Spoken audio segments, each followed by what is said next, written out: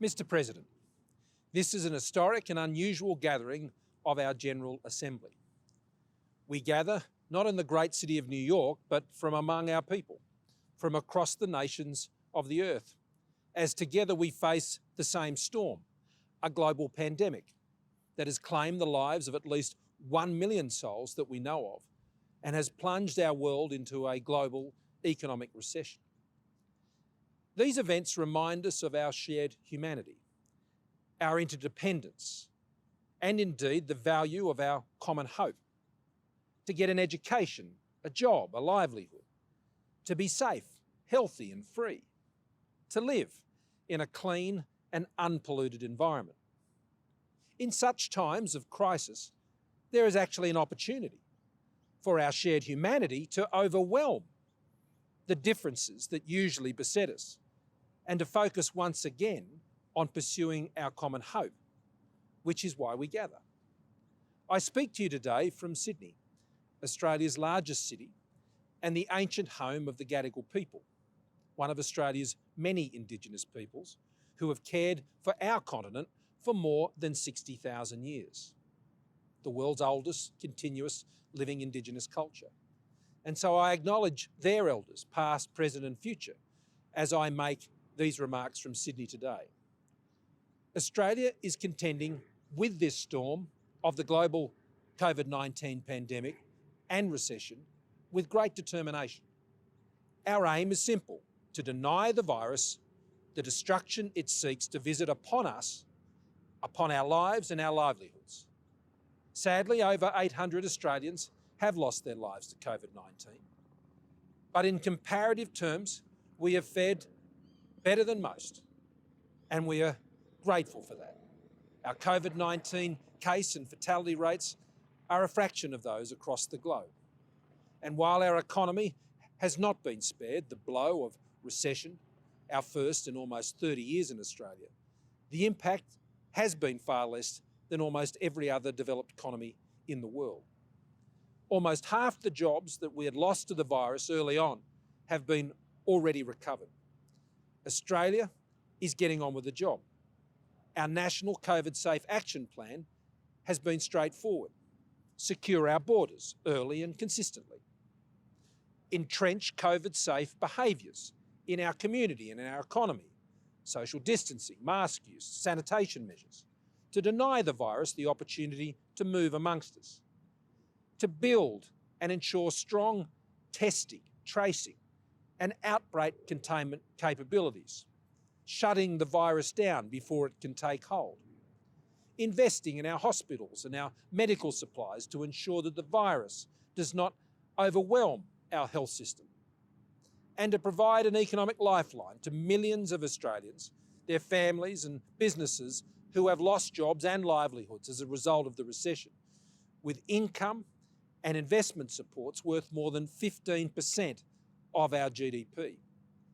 Our approach, though we have been tested, has saved lives and livelihoods and has protected, as best as we've been able to, our most vulnerable. And we have done this consistent with our principles as an open, liberal democracy, respecting the dignity of each and every individual, every citizen, every life. In Australia, we have also been mindful of our wonderful Pacific family during this pandemic, our Wontoks, our Vavali, our Whanau, particularly the island nations of the Southwest Pacific. Australia is the single largest development partner for these nations. So we've provided personal protective equipment, testing equipment, medical expertise, and we're maintaining an essential services and humanitarian corridor so experts and supplies can get in and out. In Southeast Asia, we're also providing much needed equipment and expertise, as well as supporting collaboration to develop a vaccine. And we've contributed $80 million to the Gavi COVAX Advanced Market Commitment. When it comes to a vaccine, Australia's view is very clear. Whoever finds the vaccine must share it. This is a global responsibility, and it's a moral responsibility for a vaccine to be shared far and wide. Some might see short-term advantage or even profit, but I assure you, to anyone who may think along those lines, humanity will have a very long memory and be a very, very severe judge.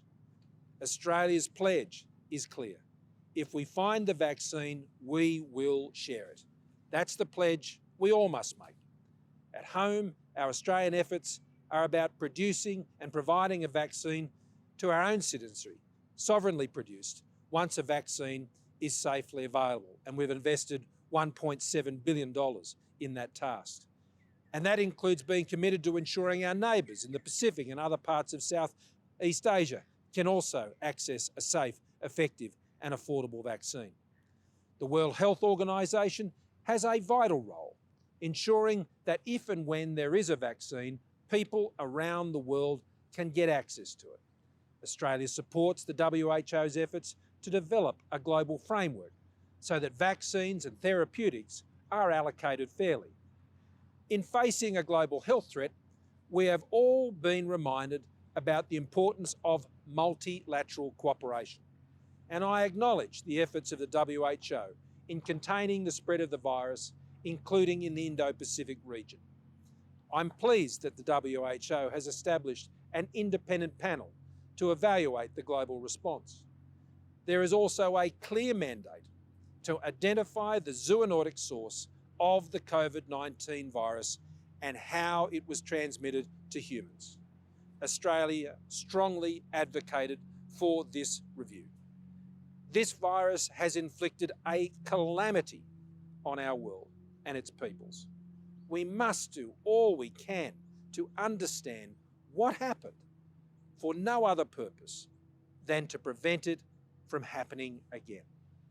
When the resolution was put to the World Health Assembly in May, a record 145 countries were co-sponsors.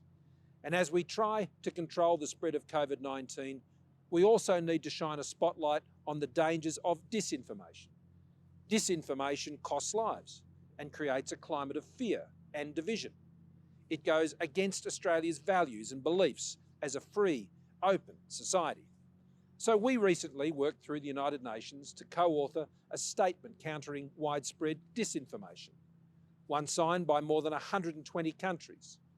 I acknowledge the other UN bodies that are also making vital contributions. The World Food Programme is transporting much-needed medical equipment and humanitarian supplies across the globe. And the UN Development Programme is sending food into nations in dire need. In fact, the UN is fulfilling its high purpose, the purpose that 75 years ago brought the world together in a united hope and in goodwill. Mr. President, 75 years is a remarkable milestone. Of course, much has changed since 1945. When the UN Charter was signed, 51 countries were listed. Australia was proud to be one of them, and we are proud of the role we have played since then, within the UN, to the present day. Today, there are 193 UN member states. That's a good thing. More voices, more ideas, more partners. But with more voices and challenges comes complexity, negotiation, processes, bureaucracy that would test any organisation. At 75, we know that the UN, like the humanity it serves, the nations that form it, are not perfect. So against this backdrop, we should think about what the next 75 years look like for the UN, its structures, its functions, and for multilateralism more generally. We want these multilateral institutions to continue to deliver for us and all nations. So we're committed to ensuring they are fit for purpose, that they are effective, that they are open and transparent, and most importantly, that they are accountable to the sovereign states that form them. The UN is its members, not its committees, processes, institutions or officials.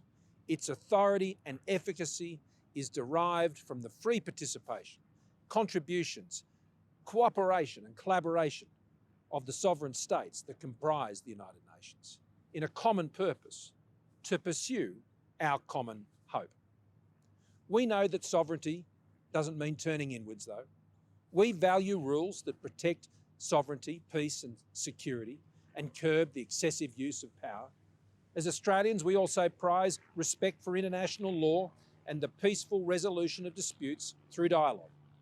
This includes ensuring that competing territorial and maritime claims are based on and determined in line with international law, including the United Nations Convention on the Law of the Sea.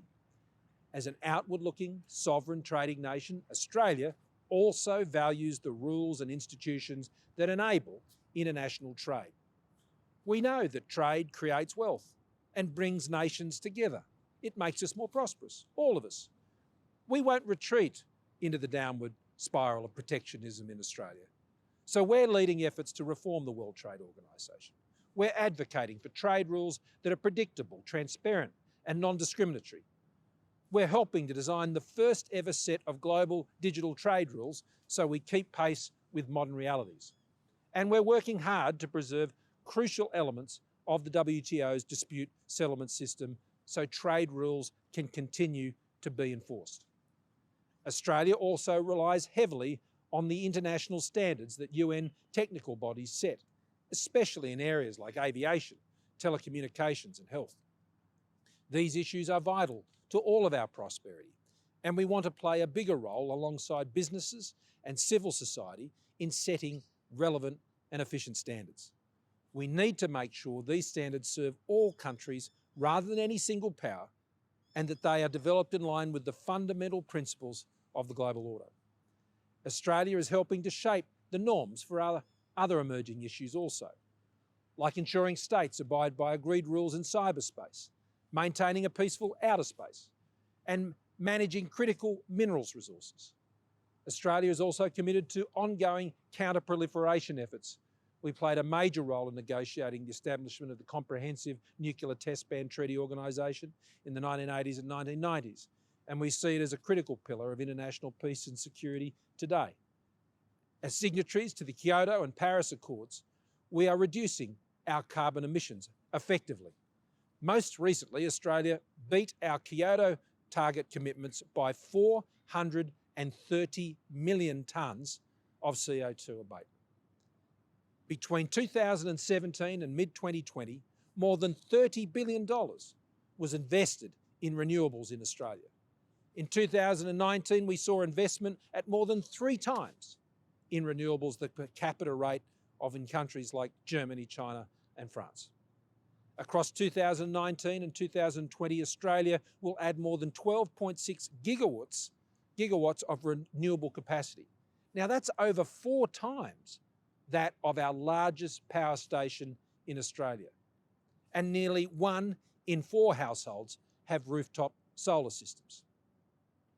As a liberal democracy, we're also committed to promoting universal values like human rights, gender equality, and the rule of law. We've always believed in these values. It's what makes us who we are. Australia was one of only 8 countries involved in drafting the Universal Declaration of Human Rights. We're proud of that role, and today we're serving as a member of the United Nations Human Rights Council. We're the first country from the Pacific region to serve on that body. Our term ends this year, and we're pleased to have served, but I'm proud that we've raised our voice and been heard on important issues like the rights of women and girls, the rights of Indigenous peoples, and the global abolition of the death penalty. Australia will continue to bring its influence to bear to make sure it responds to the interests of its members and the needs of our time. Mr. President, 1945 was a defining year in human history. The year the Second World War ended, the year the United Nations was founded. It was a year when humanity found hope amidst despair. This year is one of the hardest since then. So let our resolve now also be undiminished, as it was at the beginning of the United Nations, as we commit again, together, to realising the common hope that binds us all together.